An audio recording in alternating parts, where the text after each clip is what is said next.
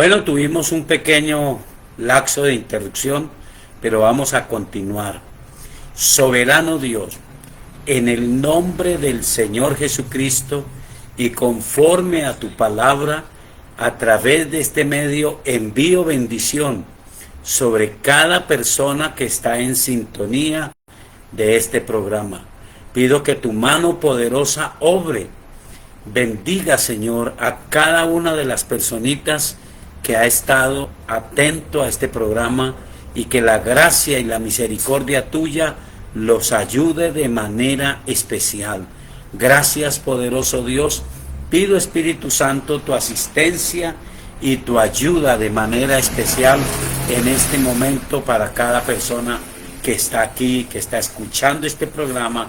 Pido que la gracia tuya, Señor, nos bendiga, nos ayude, que traigas para todos nosotros una palabra que oriente, que bendiga nuestra vida, una palabra que nos dé aliento, que nos dé ánimo para seguir adelante, que fortalezca nuestro corazón para seguir haciendo tu voluntad y entendiendo, como dice tu palabra, cuál es tu voluntad buena, agradable y perfecta.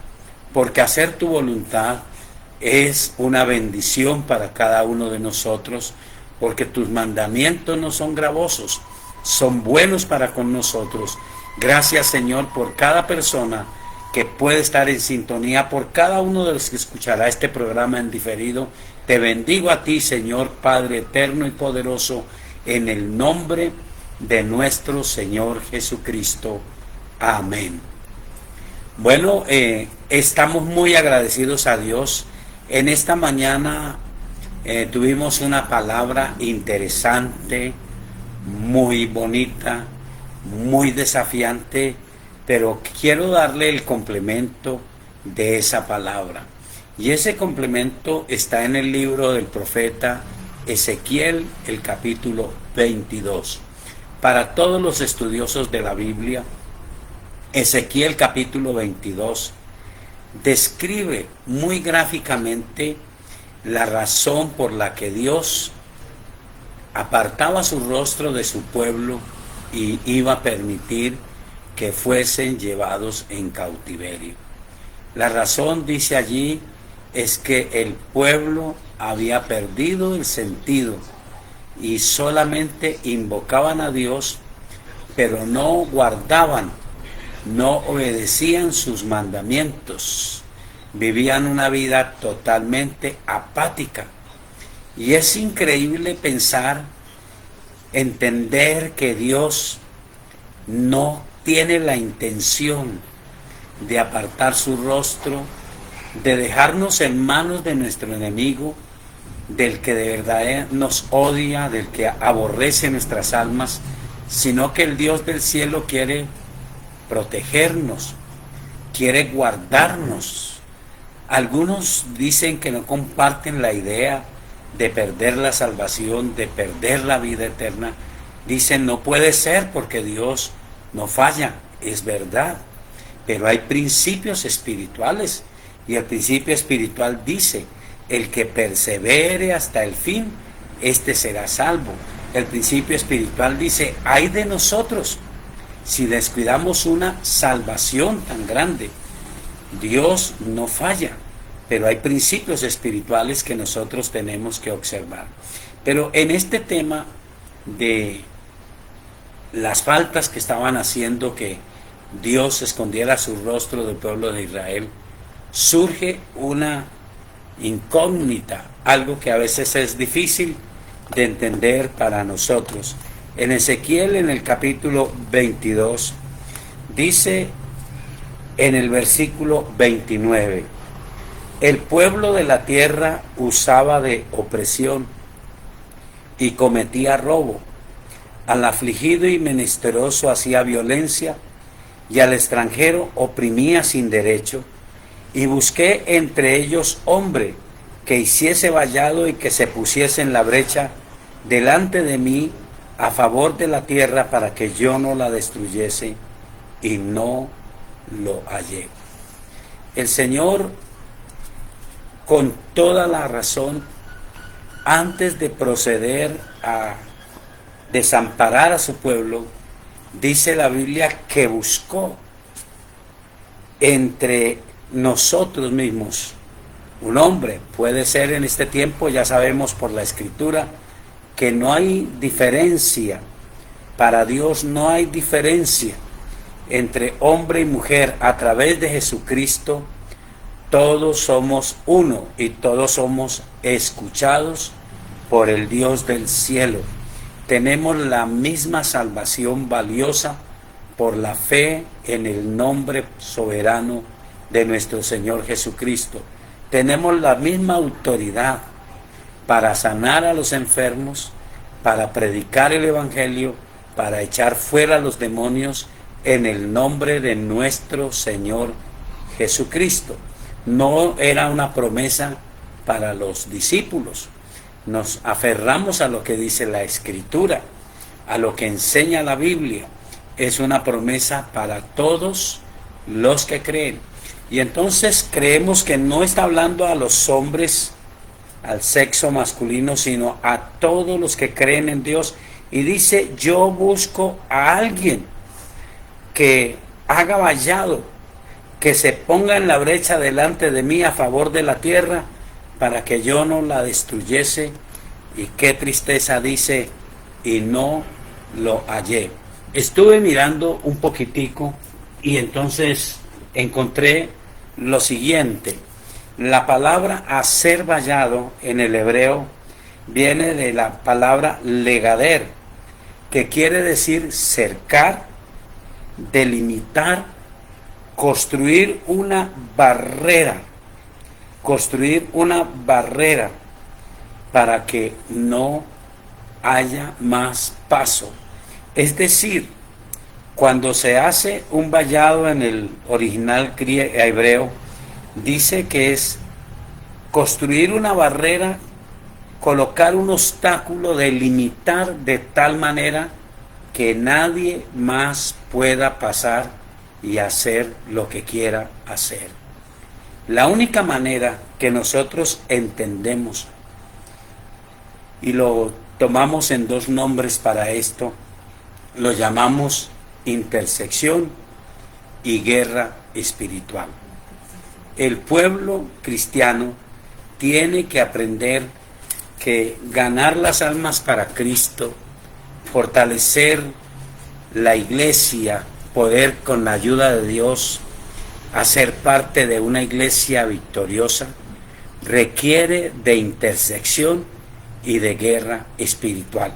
Me parece interesante la palabra hacer brecha en el mismo hebreo. Es una palabra compuesta Bayat Amor Bo Perech, que quiere decir ponerse en medio. Y estaba leyendo y dice que cuando había una batalla, las ciudades se colocaban con unas murallas para defenderla, pero cuando había una batalla y los enemigos podían conquistar, ellos trataban de abrir varias brechas, y si les tocaba retirarse, se retiraban, pero enviaban de noche para ver si esas brechas estaban descuidadas. Entonces los ejércitos colocaban soldados en esa brecha, y la valentía de un soldado era no dormirse, no descuidarse, y estar allí atento, sabiendo que la vida de la gente que estaba confiada dependía de él, porque si él se dormía, los enemigos venían precisamente a esa brecha. Entonces busquemos lo sencillo, establecer en la forma de intersección es buscar el perdón de Dios, hacer en nuestro corazón el propósito de decirle a Dios, Señor. El ejemplo más claro es Daniel, que dice Señor y él no ora. Él quiere entender por qué ya han cumplido la fecha de la palabra de Dios y no ha venido una respuesta de liberación. Y él dice, yo quiero entender, pero al querer entender, busca al que le puede resolver la inquietud, al Dios del cielo. pero se humilla. Y lo primero que él hace es decir, Señor, nosotros hemos pecado. Él no dice el pueblo es un pecador, él dice hemos pecado. Tú eres justo, tú tienes toda la razón, tú eres misericordioso y nosotros merecemos la confusión y el oprobio, pero de ti, Señor, es el tener misericordia y suplica, pide misericordia para el pueblo. Eso es interceder. Y yo sé que me quedo corto, pero es tomar con compasión la actitud de indiferencia del pueblo de Dios mismo, tomar con compasión la indefensión de quienes están atados hoy por ideas, por costumbres, por tradiciones, por ataduras que Satanás ha traído y que de ninguna manera pueden ser pasadas por alto. Pero pedimos al Dios que tiene misericordia, que tenga misericordia.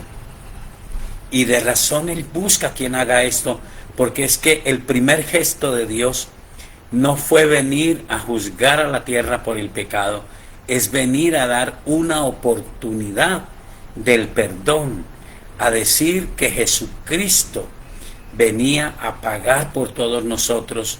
Como dijo él mismo, no vino a buscar a los justos, sino a los pecadores, pero a llamarnos a un arrepentimiento, a una entrega de nuestro corazón y a una disposición de tener una vida nueva. Interceder es suplicar a Dios que perdone, que por la obra de su Espíritu Santo vengan tiempos diferentes, tiempos de bendición y de gracia para el pueblo de Dios. La guerra espiritual es otro asunto. La guerra espiritual es tomar autoridad, por eso es delimitar, colocar un vallado, no permitir más. Y la gran mayoría de estudiosos de la Biblia creen que no se pueden divorciar.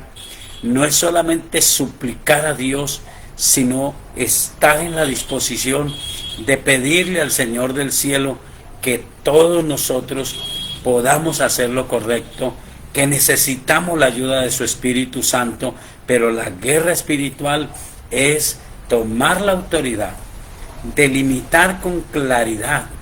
Cuando hay sitios donde no hay claridad, yo creo que usted ha tenido que ver con esto, cuando hay sitios donde no hay claridad, la persona cuando va a delimitar, lo primero que enfrenta es un problema. Entonces delimitar tiene que ser con claridad, y con claridad en el nombre del Señor Jesucristo tenemos que tomar autoridad para ordenar a Satanás y a sus demonios que suelten la mente, que suelten el corazón. Y decíamos en esta mañana la manera simple como a veces lo hacemos los que lo tratamos de hacer es por todo el mundo, pero delimitar con claridad es que usted lo haga por nombre, que usted lo haga por sectores, que usted lo haga por regiones. Hace algunos años se hablaba de algo que se llamaba cartografía espiritual. Eso se perdió con el tiempo, porque a veces en lo que hacemos tratamos de exagerar, pero es bíblico. La Biblia dice que Dios buscó, en medio de todo buscó a alguien que hiciera vallado, alguien que se pusiera en la brecha, es decir, alguien que haga guerra espiritual y alguien que haga oración de intersección a favor de la gente. Y él buscaba y busca porque tiene la intención de oír. Es un misterio. Yo no sé por qué, y sé que Dios a veces lo hace sin haber quien lo haga, pero casi siempre Dios busca un hombre o una mujer que haga lo que dice esta escritura, que decida poner el alto, y decirle a Satanás y a sus demonios: no más, en el nombre del Señor Jesucristo, los ato, los reprendo, no les permito entrar más en mi casa, en mi familia, en mi región, y comenzar a hacer guerra espiritual por una persona. El testimonio de muchos que han sido bendecidos con esto es que a veces se han materializado las fuerzas espirituales y es increíble. Pero usted recuerda, por ejemplo, la liberación de el hombre famoso que logra impactar 10 ciudades, entre las cuales algunos creen estaba Filadelfia, una de las iglesias fieles al Señor, el famoso endemoniado Gadareno. Y usted recuerda que cuando Jesús llega a ese lugar, este hombre en un momento de lucidez corre hacia Jesús y se arrodilla, pero enseguida se expresan los demonios y la frase que ellos le dicen es: ¿por qué vienes a atormentarnos? No nos atormentes, porque él, allí en una forma suave, sin gritos, pero en una forma con autoridad, les ordenaba que salieran de él. Eso es guerra espiritual. Yo sé que muchos cristianos no les gusta hacerla, les parece demasiado, pero además tiene que ser clara, tiene que ser determinante y tiene que ser constante. Tiene que ser constante. Yo creo que este es el complemento para vivir una vida victoriosa. No se trata de ver los demonios en toda parte. Se trata de reconocer que realmente sí hay dos reinos y que usted y yo pertenecemos al reino de la luz, pero que en nuestras oraciones siempre debiera de haber un momento de intersección y un momento de guerra espiritual. Imposible de hacer esto, imposible de tan siquiera comprenderlo y valorarlo si no está el Señor Jesucristo en el corazón. No se puede hacer. Solamente cuando está Cristo en el corazón se tiene el poder y la autoridad, porque tenemos poder y autoridad en el nombre del Señor Jesucristo. Te invito a orar en esta tarde, a pedirle a Él que entre en tu corazón y te dé esa firmeza, y que tú puedas entonces creer esa palabra, delimitar con claridad para que no haya confusión, con claridad, pero en forma firme y constante. Te invito a orar. Soberano Dios, en esta hora yo reconozco al Señor Jesucristo como mi Señor y mi Salvador. Señor Jesucristo, perdóname, límpiame de todos mis pecados con tu sangre preciosa. Señor, escribe mi nombre en el libro de la vida y no dejes que sea borrado jamás. Señor, ahora que estás en mi corazón, yo digo que mi único temor eres tú. Eres respetado por mí, es valorada tu palabra, y creo que tengo la facultad de entrar al trono de la gracia y hallar gracia y oportuno socorro, y creo que tengo poder y autoridad en el nombre del Señor Jesucristo para atar, para reprender y para echar fuera los demonios, y que tengo el poder de predicar el evangelio de la salvación de Jesucristo y abrir las puertas del cielo a toda persona. Gracias, Señor, porque con tu ayuda ejerceré la bendición que poseo. Gracias, Señor, en el nombre de Jesús. Amén. Si usted hizo esta oración, para nosotros sería fascinante poderle ayudar, así que comuníquese al WhatsApp 315-458-9562 y tendremos la bendición de poderle ayudar. Bueno, vamos a continuar con nuestro programa preguntas razonables para ser respondidas con la Biblia abierta. La primera pregunta dice, ¿qué género tiene el alma? Hay 3 preguntas relacionadas con el alma, yo creo que se pueden contestar paulatinamente. La primera es, ¿qué género tiene el alma? El alma no tiene sexo ni color. Bueno, vamos a contestar esa primera pregunta con una respuesta que nos da la Biblia. Lo primero es que en el libro de Génesis, en el capítulo 1 y en el versículo 26, dice la Escritura muy claramente: entonces dijo Dios, hagamos al hombre a nuestra imagen, conforme a nuestra semejanza, y señoree en los peces del mar, en las aves de los cielos, en las bestias en toda la tierra y en todo animal que se arrastra sobre la tierra. Versículo 27 dice: y creó Dios al hombre a su imagen, a imagen de Dios lo creó, varón y hembra los creó y los bendijo Dios. Bueno, aquí vemos que Dios fue el que creó hombre y mujer en la esfera física. Pero creemos que el hombre está compuesto, por lo menos es lo que creo yo, sé que hay diferencias para muchos, basados en lo que dice Primera de Tesalonicenses, el capítulo 5.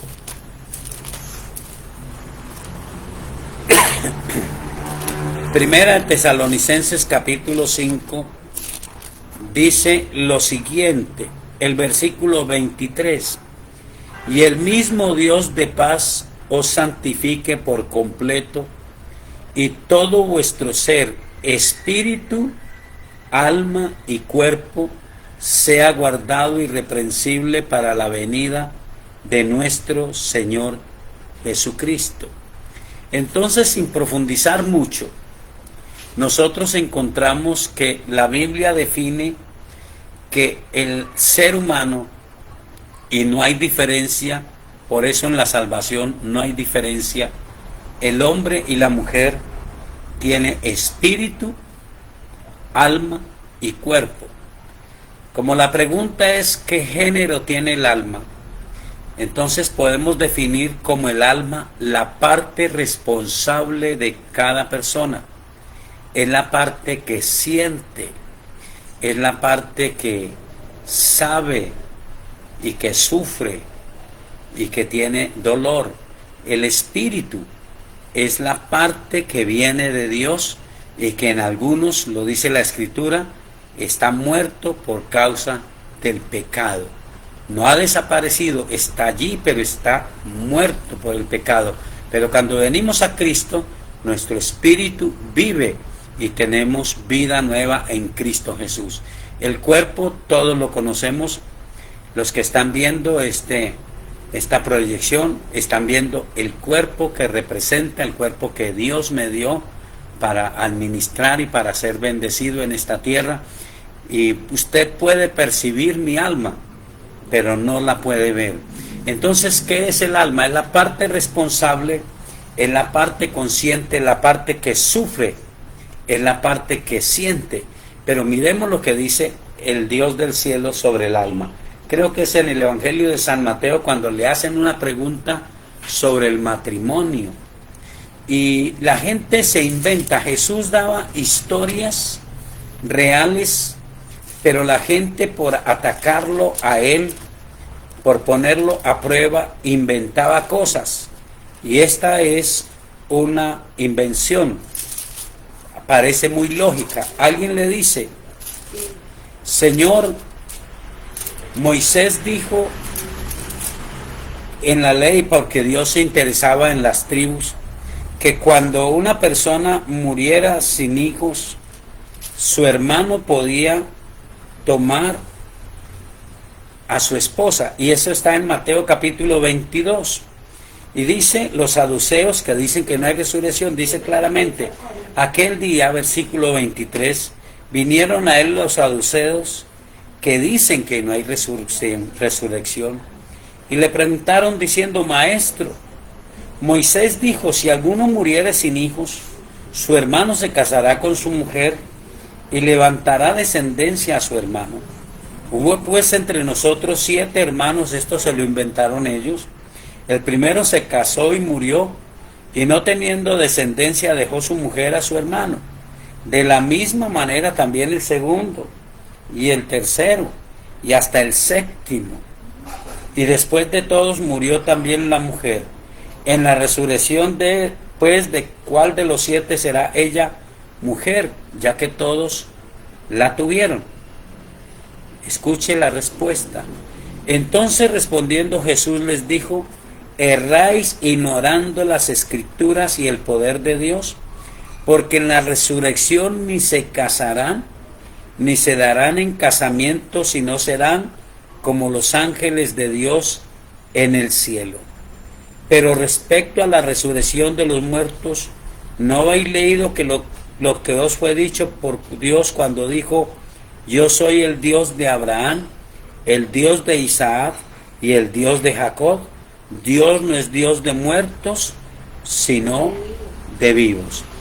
Entonces, el Señor no se presta mucho a la discusión en cuanto a lo que tenemos nosotros los seres humanos de género, porque Él dice en la resurrección no se casarán ni se darán en casamiento.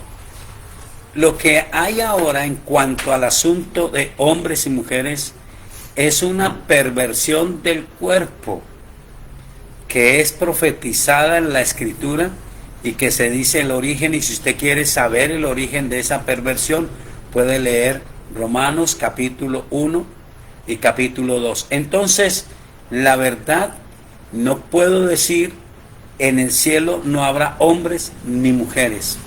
La Biblia dice, aún no sabemos lo que hemos de ser. Eso lo dice en Primera de Juan. No sabemos lo que hemos de ser, pero cuando nosotros seamos resucitados con Él, seremos semejantes a Él. Aún no sabemos. O sea, yo no puedo decir, no va a haber hombres y no va a haber mujeres. Pero lo que sé es que no tendremos esa diferenciación ni esa necesidad sexual. Entonces miremos por favor en Primera de Juan, capítulo 3, en el capítulo 3, verso 2 al 9. Dice, versículo 1, mirad cuál amor nos ha dado el Padre para que seamos llamados hijos de Dios. Por esto el mundo no nos conoce, porque no le conoció a Él. Amados, ahora somos hijos de Dios, y aún no se ha manifestado lo que hemos de ser, pero sabemos que cuando Él se manifieste, seremos semejantes a Él, porque le veremos tal como Él es. Y todo aquel que tiene esta esperanza en Él, se purifica a sí mismo, así como Él es puro. En esta tierra tenemos, según el Salmo 133, creo, la bendición de haber sido establecidos por Dios como hombres o como mujeres. Pero digo, por todo lo que usted lee en Romanos capítulo 1, hay una perversión del uso natural del cuerpo. En la eternidad, lo acabamos de leer, seremos hijos de Dios. ¿Qué dice Gálatas? No hay diferencia entre hombre y mujer. Todos somos hijos de Dios por medio de la fe en el Señor Jesucristo. Así que yo no me preocuparía por el género que hay en el cielo. Me preocupo por yo cumplir fielmente y no pervertir el uso natural de mi cuerpo. Lo que haga cada cual es libre albedrío y es responsabilidad de cada cual. Y yo no respondo por lo que haga otro, pero sí tengo que responder por lo que haga yo. Y la Biblia dice que daremos cuenta a Dios de lo que hicimos mientras estábamos en el cuerpo, sea bueno o sea malo. Así que no me interesa mucho qué género tenga el alma, me interesa mucho qué libertad tengo yo y qué responsabilidad con el uso natural que tengo para mi cuerpo. Soy un hombre, tal vez me escucha una mujer. Mujer, usted será responsable, no por el uso natural que otras mujeres le den a su cuerpo, por el uso natural que usted le dé a su cuerpo. Y lo que dice Primera de Juan es, no sabemos qué hemos de ser, pero seremos semejantes a Él. Así que si tenemos esta esperanza, como Él es puro, nosotros también tratamos de serlo con su ayuda, con la dirección de su palabra y de su Espíritu Santo. Espero haber contestado la pregunta. Bendiciones. La segunda dice, ¿cómo se relaciona la salvación con el alma? ¿Cómo se relaciona la salvación con el alma? Pues la salvación con el alma, si decimos que el alma es la parte, la esencia misma del ser humano, la esencia misma del ser humano es el alma. El cuerpo en la antigüedad lo llamaban sencillamente, los predicadores de la antigüedad decían, el cuerpo es el estuche, y sonaba como despectivo. Entonces se dejó ese término porque la Biblia dice que nuestro cuerpo es el templo del Espíritu Santo de Dios. Y miremos en Primera de Pedro capítulo 1, Verso 9. el versículo 9. Y se relaciona con la fe y la... Primera de Pedro capítulo 1 versículo 9. Dice,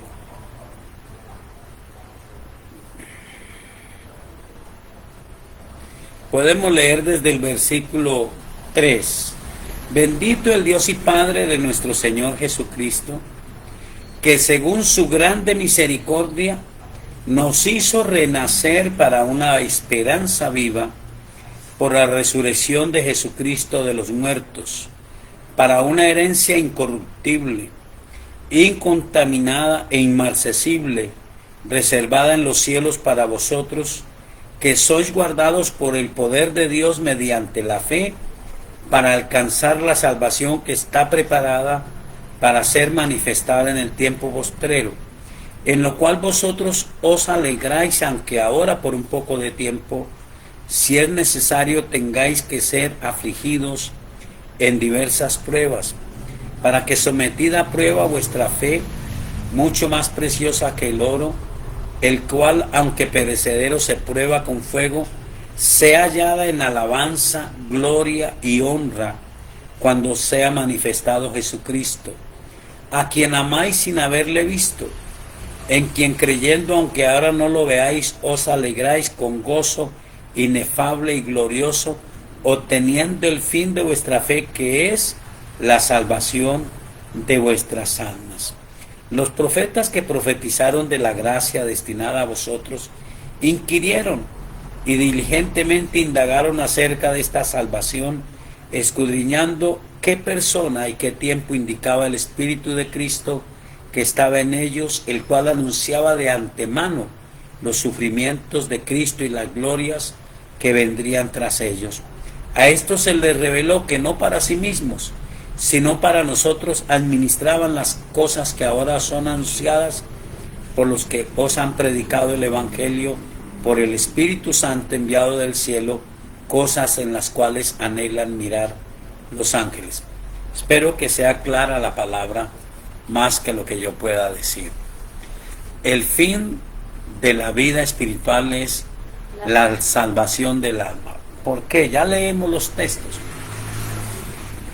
Porque el vehículo de expresión de cada ser humano es su cuerpo, sea un hombre o sea una mujer. Pero está establecido para los hombres que mueran una vez Solamente quienes tengan el privilegio de estar vivos cuando llegue el tiempo del arrebatamiento de la iglesia serán quienes no experimentarán la muerte física. Pero cuando morimos físicamente, se sabe que el cuerpo se descompone.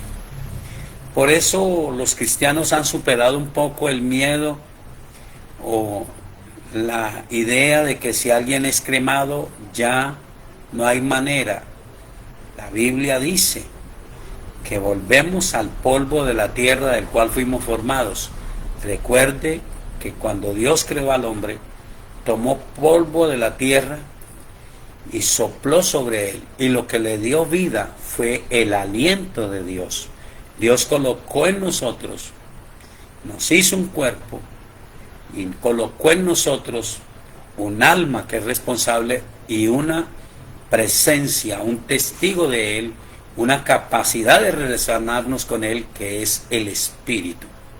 Cuando muere la persona, la Biblia dice, el cuerpo va a la tierra y el Espíritu vuelve a Dios que lo dio. Y usted ya sabe qué pasa con el cuerpo. El cuerpo es enterrado, es cremado modernamente, lo que sea, el cuerpo vuelve a la tierra. Cuando usted es salvo, sucederá esto que dice Primera de Corintios 15. Voy a leerlo en Primera de Corintios 15.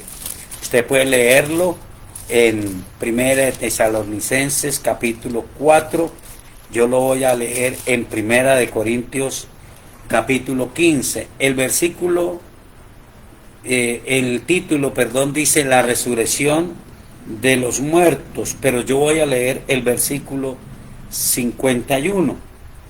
He aquí os digo un misterio: no todos dormiremos, pero todos seremos transformados en un momento, en un abrir y cerrar de ojos a la final trompeta, porque se tocará la trompeta y los muertos serán resucitados incorruptibles. Y nosotros, se refiere a los que no hayan conocido la muerte física, nosotros seremos transformados, porque es necesario que esto corruptible se vista de incorrupción y esto mortal se vista de inmortalidad. Y cuando esto corruptible se haya vestido de incorrupción y esto mortal se haya vestido de inmortalidad, entonces se cumplirá la palabra que está escrita: sorbida es la muerte en victoria. ¿Dónde está, oh muerte, tu aguijón? ¿Dónde, oh sepulcro, tu victoria? Ya que el aguijón de la muerte es el pecado y el poder del pecado la ley, mas gracias sean dadas a Dios, que nos da la victoria por medio de nuestro Señor Jesucristo. Entonces ya entendemos, nuestro cuerpo resucitará, pero resucitará unos para confusión y vergüenza eterna y otros para bendición y vida eterna. El alma es algo eterno en el ser humano. Vivirá por la eternidad, pero vivirá por la eternidad en la presencia de Dios, o vivirá por la eternidad, y por eso se cumplirá esa palabra, donde el fuego no se apaga y el gusano de ellos no muere, por la eternidad. Ese era el temor de ese hombre que se despertó en tormentos y entendió que había despreciado lo de Dios y que había sembrado en su familia un desprecio por la palabra de Dios, pero había incentivado en su familia un amor al espiritismo, un amor a los agüeros, a los sortilegios. Y entonces él dice: Padre Abraham, tengo 5 hermanos. No estaba en ese lugar el cuerpo, estaba el alma. Yo no quiero que vengan a este lugar, que resucite Lázaro y vaya y les predique. Y Abraham le dice: no, ellos tienen a los profetas y a los escritos de Moisés, que los escuchen. Y él dice: pero es que ellos no creen en eso, ellos les gusta, es el espiritismo. Si va alguien de entre los muertos, ellos van a creer. Él dice: no van a creer. La gente no puede creer en el Evangelio del Señor Jesucristo, pero sí cree en los ángeles, sí cree en los espíritus, sí cree En los agüeros sí creen la buena suerte. El cristiano se diferencia porque reconoce que hay un solo Dios y un solo mediador entre Dios y los hombres, el Señor Jesucristo. Y lo que es salvo es el alma. Pero el alma se apodera del cuerpo y no el cuerpo se apodera del alma, como sucede en la actualidad. La perversión del cuerpo pervierte el alma. La santidad del alma purifica el cuerpo y lo somete. Pablo dice, yo someto mi cuerpo. Y no era azotándolo, sino que él decidía obedecerle y agradarle al Dios del cielo. Así que entonces la pregunta era, ¿qué relación tenía el alma con la salvación? El alma es la esencia del ser humano y es la que realmente salva, porque el cuerpo será resucitado, el de los buenos y el de los malos. Dios le bendiga, espero haber contestado la pregunta. ¿Qué significa Colosenses 4:2? Que dice, velando en ella con acción de gracias. Colosenses 4:2, ya vamos a mirarlo. Ya vamos a mirarlo, creo que es la última pregunta ya. Colosenses capítulo 4, versículo 2. Porque nos descolocamos un poquito porque perdimos el audio del comienzo. Ahí está la oración. Bueno, dice, perseverad, versículo 2, perseverad en la oración, velando en ella con acción de gracias, orando también al mismo tiempo por nosotros, para que el Señor nos abra puerta para la palabra, a fin de dar a conocer el misterio de Cristo, por el cual también estoy preso, para que lo manifieste como debo hablar. En una versión moderna, a veces en este texto hay más luz. Dice el versículo 5, andad sabiamente para con los de afuera, redimiendo el tiempo. Sea vuestra palabra siempre con gracia, sazonada con sal, para que sepáis cómo debéis responder a cada uno. Y recuerde que en el contexto está hablando, en ese tiempo era más marcada la diferencia a los amos y a los siervos. Y en una relación de amo y siervo, él dice que cada uno de nosotros, el recurso que tiene es perseverar en la oración, velando en ella con acción de gracias. Quiere decir que yo puedo orar a Dios para que mis relaciones, permítame llamarlos así, familiares o sociales, puedan ser edificadas, puedan ser vividas bajo el temor de Dios.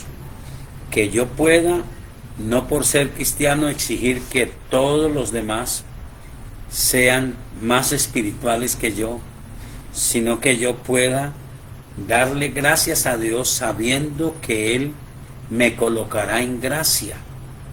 Él me dará gracia, pero Dios no me dará gracia para que yo aproveche que soy espiritual y que un patrón no me pueda ordenar, no me pueda mandar. En otro texto bíblico dice que aún sirviéndole a alguien que es de la fe, debo de sentirme muy honrado de que quien se beneficia de mi trabajo es un hermano en la fe. Entonces está diciendo que yo puedo orar, pero no puedo tomar la actitud de que es una injusticia que a mí me toque trabajar. Es normal. A algunos les tocó ser los patrones, y si yo soy fiel, entonces Dios dice, el que es fiel en lo poco, sobre lo mucho lo pondrá. Usted es un empleado, sea un empleado ejemplar. Glorifique a Dios no siendo respondor, no siendo persona mañosa, sino siendo alguien que trabaje con diligencia, y dele gracias a Dios porque su recompensa La Biblia dice que servimos no como al ojo, sino a Dios. Su recompensa viene de Dios. Si el patrón no le recompensa, Dios lo recompensará y lo pondrá usted de patrón. Pero si usted es un patrón, es una persona que tiene empleados, haga las cosas con justicia, pague lo correcto, pague a tiempo, no exagere en su orden de trabajo, porque Dios quiere que le trabajen como es, pero quiere que usted mande como es. Dice que como si fuera Dios, y ese era el reclamo del apóstol Pablo a Filemón, y le decía: yo le envío a Onésimo para que ahora usted lo reciba más que como un esclavo, como a un hermano en Cristo. Y le decía a Onésimo: vuelva a la casa de Filemón, pero vuelva allí, y espero que Filemón sea un hombre de Dios y no que ya no le toque hacer nada, porque eso es otra historia. La gente quiere conseguir el dinero, quiere conseguir todo, hasta lo espiritual, sin que le cueste nada. Pero aún lo espiritual hay que trabajarlo, hay que escudriñar la Escritura, hay que creer en la Escritura, hay que comenzar a hacer lo que dijo Jesús, lo que dijo el Espíritu Santo, lo que dice Dios que hay que hacer con la Escritura, escudriñarla, sin apartarnos, vivir en ella, sin hacernos ni a la izquierda ni a la derecha. Espero haber traído una buena respuesta y que Dios le bendiga a usted. Perseverar en la oración con acción de gracias es la expectativa de que Dios es bueno y misericordioso. Y si yo ahora soy un empleado, entonces Dios me pondrá a mí, como dice la Escritura, como cabeza y no como cola. Pero si yo soy injusto, si yo soy deshonesto, siempre estaré por debajo. Yo puedo colocarme por encima cuando hago lo que dijo Jesús de Nazaret que había que hacer, porque la bendición vendrá de Dios para mí. Espero que hayan tenido una buena respuesta y que al escudriñar la Escritura, ella le dé más claridad de la que este servidor puede dar. Recuerde que tendremos nuestro programa mañana lunes por Suldemaida Radio 106.9 FM en Armenia, 5 a 6 de la mañana. Allí nos encontraremos con su programa La Hora de Poder. Permítame, oramos en esta tarde. Soberano Señor, gracias por tus palabras. Es verdad lo que dice ella, la exposición de tus palabras alumbra, hace sabio al sencillo. Señor Espíritu Santo, te ruego que toda persona que escuchó esta palabra pueda tener la lucidez de alma para escudriñarla y para encontrar en el original de tu palabra las verdades que este servidor no ha podido exponer, pero que están allí, porque tú dices: Padre, santifícalos en tu verdad, tu palabra es verdad. Bendigo a cada persona en esta audición y pido que el Espíritu Santo los ayude a perseverar. Y gracias, Señor, porque en ti no hay diferencia de hombre ni mujer, sino que todos somos uno en Cristo Jesús, Señor nuestro. Gracias, Señor. Amén. Una excelente y bendecida noche para todos.